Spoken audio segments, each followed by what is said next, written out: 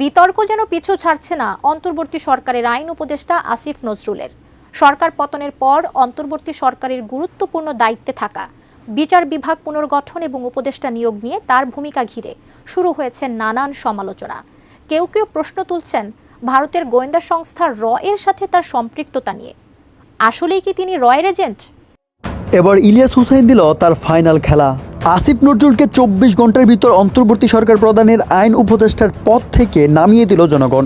যদি 24 ঘন্টার ভিতর আসিফ নজরুলকে অন্তর্বর্তী সরকার প্রধানের আইন উপদেষ্টা থেকে সরানো না হয়, তাহলে ইলিয়াস হুসাইন তাকে নিয়ে আরও একটি এপিসোড বানাবে এবং তার যে কোনো ধরনের ক্ষতি হতে পারে। এ ব্যাপারে ইলিয়াস রহমান কি বলেছে, আসুন সেই ভিডিওটি দেখে নেই।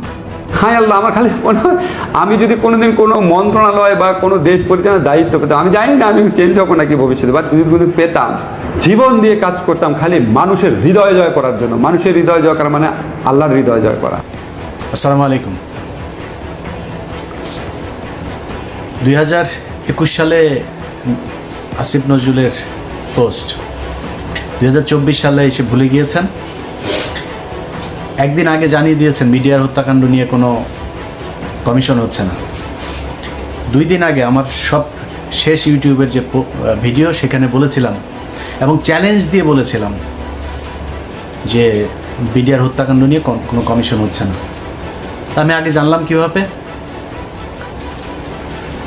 যারা জানিয়েছে তারাই জানিয়েছে যে সামনে অবস্থা খুব ভয়াবহ। বিএনপি জামায়াত সহ অনেক লোকজন আছেন, তাদের কিছু কিছু লোকজন মুখ পুষা ফেলেন যে ইলিয়াস ভাই হলো গিয়ে আমাদের শত্রু, ইলিয়াস ভাই মনে হয় নতুন কিছু বোধহয় চায়। আমরা নতুন কিছু চাই না, আমরা এই দেশে নির্বাচিত সরকারই চাই। কিন্তু এই সরকারের কাছে আমাদের কিছু চাওয়া ছিল, সেই চাওয়াগুলো পূরণ যে হবে না সেটা কবে জানলাম? বিডিআর হত্যাকাণ্ড নিয়ে যেসব জওয়ানরা জেলখানায় আছে, আমি কল্পনাও করি নাই যে 5 তারিখের পরে প্রথম শুনানি যেটা হইল সেখানে তাদেরকে ছাড়বে না। কিন্তু ছাড়া হয়নি। কেন ছাড়া হয় নাই? এটা আমাকে প্রচণ্ড রকমের অবাক করেছে। তারপর থেকে কিন্তু আমি এই আসিফ নজরুলদের করা শুরু করেছে। কারণ কি, খবর তো আছে যে বিডিআরের এই যে জওয়ান, এই বিডিআর জওয়ানদেরকে তারা ছাড়বে না। কারণ এদের কাছে অনেক তথ্য আছে, যেই তথ্য তারা বের করতে চায় না। 5 তারিখ থেকে আজ পর্যন্ত এর মাঝখানে 2 জন জওয়ানকে মারা হয়েছে। সামনে 9 তারিখে একটা শুনানি আছে, জামিন শুনানি, 4 নম্বর শুনানি 5 তারিখের পরে। 3টা শুনানির ভেতরে যে ছাত্র নেতারা আছেন, সমন্বয়করা, তাদেরকেও আমি বলেছি যে ওদের শুনানির দিন যাবেন। সব শেষ শুনানিতেও তাদেরকে খুব অনুরোধ করেছিলাম যাবেন, কেউ যায় নাই, কোনো মিডিয়াও যায় না, তাদেরকে না করে দেওয়া হয় এসব বেশি আলোচনায় না আনতে। 9 তারিখে আরেকটা আছে। আমি প্রথম যেদিন দেখলাম যে এরা কেউ যায় না, সব শেষ তাদেরকে অনুরোধ করলাম, হাসনাত সহ সবাইকে অনুরোধ করলাম যে ভাই একটু যায়েন, ওদের এটার ব্যাপারে, ওরা এখানে পরিবারগুলো থাকবে। সেই পরিবারগুলো দেশের বিভিন্ন জায়গা থেকে আসলো, কেউ গেল না। জামিন হয় না, একটার পর 3টা শুনানি গেল, 4 নম্বর শুনানি। বিডিআর হত্যাকাণ্ডের বিচার যদি হয় তাহলে এই দেশে অনেক কিছু পরিষ্কার হয়ে যাবে। এই কারণে বিডিআর হত্যাকাণ্ড নিয়ে তারা বিচার করবে না। আপনাদের মনে আছে বিএনপির পিন্টু ভাইকে জেলখানায় স্বাভাবিক মৃত্যু হয় নাই, তাকে মেরে ফেলা হয়েছে।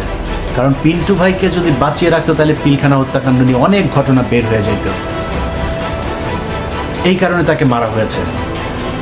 এখন এই যে বিডিআরের যারা সৈনিক আছে, এটা আমার কাছে কেউ কিছু বলে না, কিন্তু আমার ধারণা, ধরেন সব শেষ এখানে যেই এই শুনানির পরের যে মাঝখানে যে সময়টা, এই সময়ের ভেতরে তারা একটা পরিকল্পনা করতে হয়। যেহেতু এটা নিয়ে অনেক আলোচনা হচ্ছে, আমরা এখান থেকে কয়েকজন সৈনিক ছাড়বো, সবাইকে ছাড়বে না। কান কেটে ফেলে দেব যদি সৈনিকদের সবাইকে ছাড়ে। আরেকটা চ্যালেঞ্জ নিলাম, জান ভিডিও রেখে দিলাম, তো ভিডিওটা রেখে দেন। 9 তারিখ, জানুয়ারি 9 তারিখের পরে, তারপরে এটা নিয়ে আপনারা চ্যালেঞ্জ আমার এটা গ্রহণ করবেন।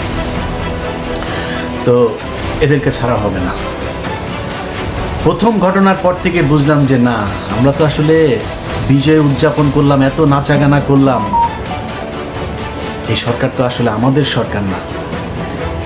এদের ভেতরে ডক্টর মোহাম্মদ ইউনূসকে সামনে রেখে সব ভেজাল চিটা সব এটার ভেতরে ঢুকিয়ে দেওয়া হয়েছে। ইন্ডিয়ান পুরো সেকেন্ড লেয়ারের যা আছে সব এই জায়গায় বসানো।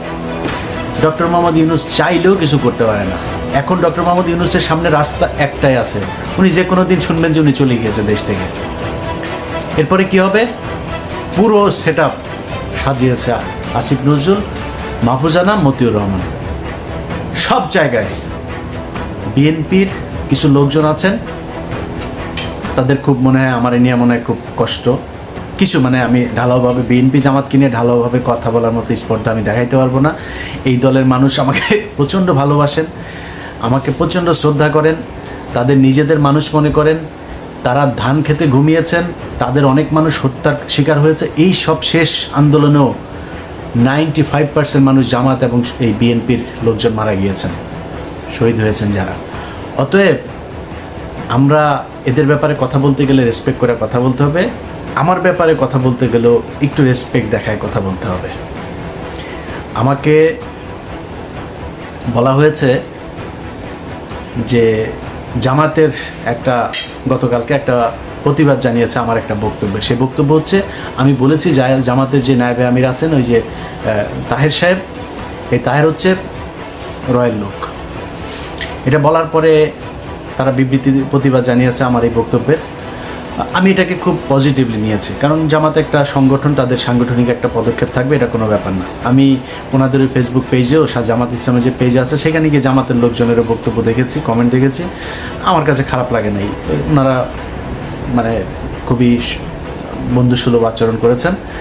তবে জামাতের কাছে আমার অনুরোধ থাকবে, যে অভিযোগটা আমি শুনেছি এটা তো আমার নিজের বানানো না, এটা আপনাদের ভেতর থেকে আমাকে জানিয়েছে। তার বাড়িতে নইমুল ইসলাম খান, তার বাড়িতে ছিল ইনামুল ইসলাম খান, তার বাড়িতে ছিল, এবং আবু তাহের সাহেব তাকে পালাতে সহযোগিতা করেছেন।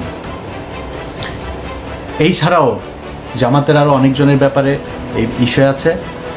শামা ওবায়েদ বিএনপির সব তথ্য ভারতে পাচার করে।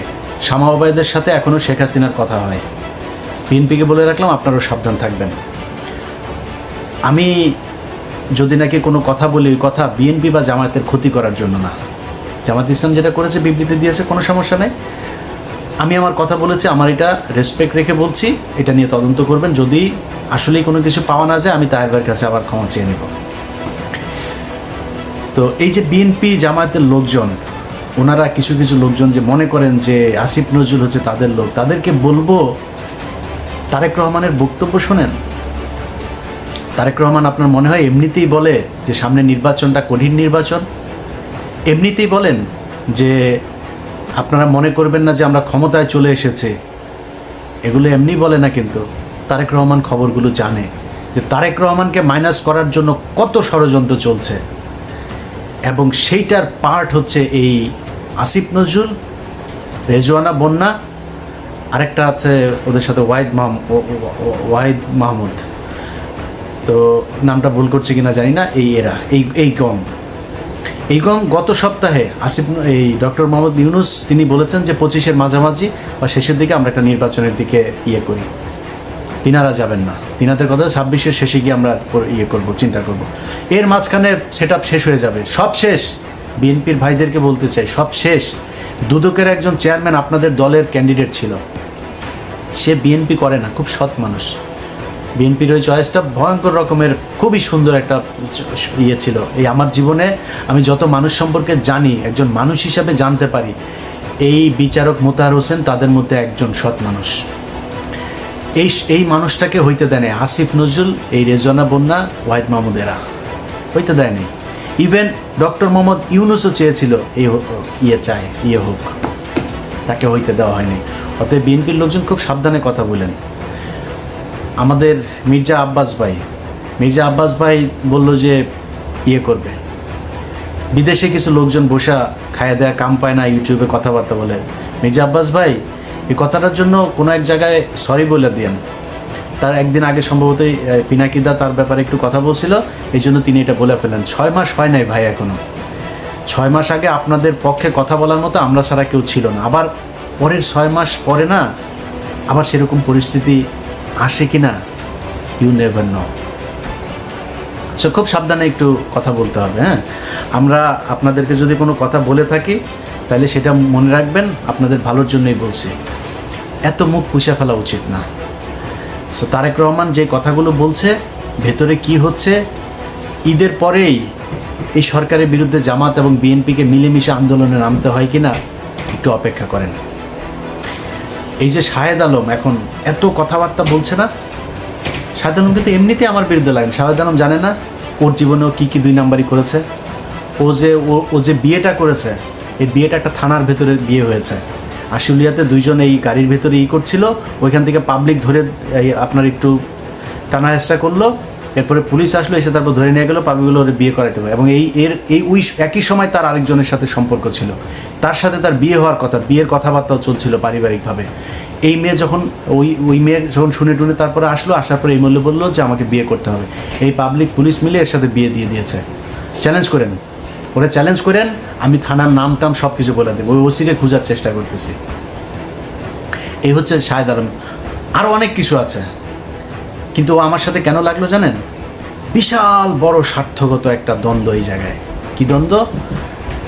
শাহেদ আলমের আসিফ নজরুলকে দিয়ে যে ধান্দাবাজি সে করছে, এই ধান্দাবাজি তো সে বিএনপি আসলে করতে পারবে না। কারণ এ তো সে ভিডিও তো আমাদের কাছে আছে যে তারেক রহমান লন্ডনে থাকে, সেটা নিয়ে সে জানে না। তারেক রহমান কে সে চিনিই না। তো আমরা জানি একজন যিনি চেয়ারপারসন তিনি জেলে আছেন, ভারপ্রাপ্ত যিনি চেয়ারপারসন, কিংবা উনি কি মহাসচিব নাকি লন্ডনে যিনি আছেন? না, উনি এখন ভারপ্রাপ্ত চেয়ারপারসন। শাহেদ আলম চেষ্টা করছে এই সরকারকে যতদিন রাখা যায় এবং আসিফ নজরুলকে যতদিন রাখা যায়। আসিফ নজরুলের এই দেশে গিয়ে এবার ধান্দাবাজি করে আসছে কিছু, এখনও চলতেছে, এখানে বসেই তদবির বাণিজ্য চলছে। আসিফ নজরুল না থাকলে এটা করে দিবে কে? এই কারণে এখানে তো কোটি কোটি, ভাই শত শত কোটি টাকার খেলা। তো এখানে একটারে মানে করে জামিন করাই দিতে পারলেই তো শত কোটি টাকা দেওয়ার লোকজনও আছে, তার চেয়ে 1000 কোটি টাকা দেওয়ার লোকও আছে। এখন জেলখানায় যারা আছে এদের মধ্যে এরকম নাম ধরে আপনাদের বলতে পারবো কয়েকজন আছে, এদের 1000 কোটি টাকা দিয়েও যদি জামিন করে দেয় তারা করতে রাজি। আমার কাছেই অফার আছে। তো এই বিষয়গুলো কিন্তু এখানে হচ্ছে, যেই কারণে শাহেদ আলম এখন আমাকে নিয়ে ন্যাকেট হয়ে তারপরে নেমেছে। শাহেদ আলম, আমি তোমার আগেও বলেছি, এখনও বলছি, তুমি বাবা এই যে বিরিয়ানির দোকানে 1000 টাকা করে নিছো, তুমি এত বড় একজন লোক, আমি উবার চালাই, এটা নিয়ে তোমার এত কষ্ট, তোমার মতো এত হাই লেভেলের একজন লোক, তুমি বিরিয়ানির দোকানে যা 1000 টাকা নিলা, এটা কেমন ধরনের হয় শাহেদ আলম? তুমি এখন এই লোকের আবার আইনা ভিডিও বানায় তুমি ছাড়ছো। ওই লোকটা আমার ওইখানে বক্তব্য দিয়ে দিয়েছে, তুমি তার এলাকার লোক, বউ নিয়ে আসছিলা, খাইতে পাইতা না, সাহায্য করেছে। এবং সেই সাহায্যটা কোত্থেকে করেছে? সাংবাদিকদের যেই ভিক্ষা দেয় না খলিল ভাই এখানে অনেক সাংবাদিকরা ভিক্ষা দেয়, ওই ভিক্ষার হ্যাঁ, ফুল রেকর্ড শুনবা। সো বেশি পাকনামি করতে যায় না, নিজের নিচে পরিষ্কার না করে তারপরে কথা বলে লাভ না। আমার নিয়ে খেলবা, আমার নিয়ে খেলতে আসো। আমি ইলিয়াস, আমার নিয়ে বহু খেলাধুলা হয়েছে, বুঝো নাই? এখানে যখন আসছি না, পুলিশ আসছে বাসায়, আমার নিয়ে এখানকার দূতাবাস থেকে শুরু করে আওয়ামী লীগের সবাই মিলে লাগছিল আমার নামে। এমন কোনো মানে ইসলামী টেরোরিস্ট থেকে শুরু করে সব খালি 2-3টা কথা বলে আমার নিয়ে পুলিশের কি ছিল, ইনভেস্টিগেশন ছিল। হ্যাঁ, আমার বাসায় আসছে আন্ডার কভার, এসে তারপরে জিজ্ঞেস করেছে আমি রিলিজিয়নে বিশ্বাস করি কিনা। আমি ওদের উত্তর দিচ্ছি একদম, আমি বলছি I strongly believe in god. আমি নামাজ পড়ি কিনা, কোন মসজিদে যাই, কত অফেন যাই মসজিদে, হ্যাঁ, কোন মসজিদে যাই, এই কোশ্চেন। আরও কী এগুলি বানানো টানানোর এগুলির কথা বলা হয়েছে, আমি নাকি কী বানাই টানা, এগুলি অভিযোগ করছে। তো অফিসাররা আমি শেষ পর্যন্ত যা বললাম, অফিসার আমার ইউটিউব চ্যানেলটা একটু দেখলো যে তুমি এরকম মেয়েদের নিয়ে নাকি তুমি বাজে কথা বলছো, এই সেই। তখন আমি বললাম হ্যাঁ, এই সাংবাদিক মেয়েরা আমার নিয়ে উল্টাপাল্টা কথা বলছে। কে সে? বলছে এই যে একটা টেলিভিশন বেশ